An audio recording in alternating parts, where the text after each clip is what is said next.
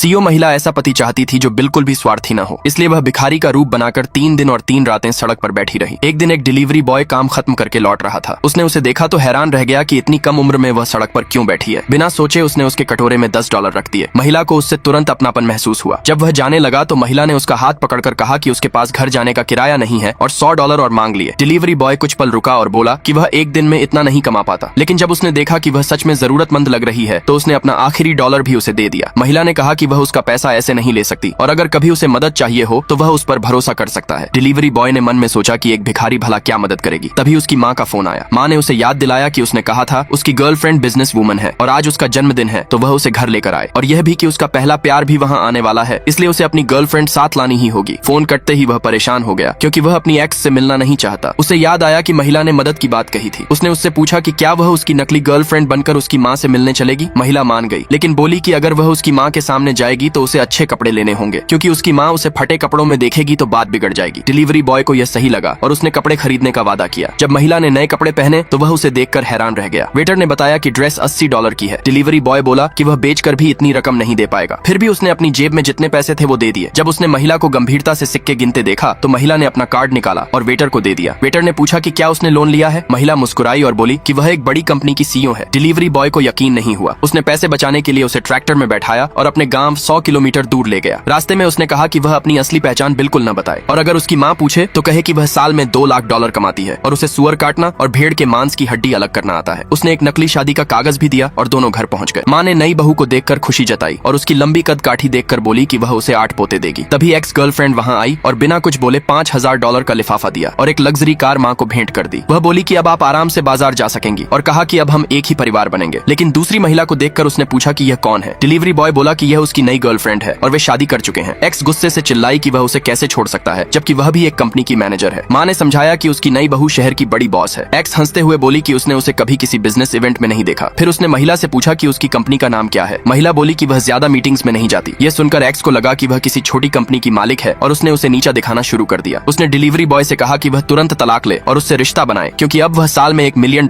कमाती है और उसके पूरे परिवार को शाही जिंदगी दे सकती है। तभी कुछ लोग वहां पहुंच गए।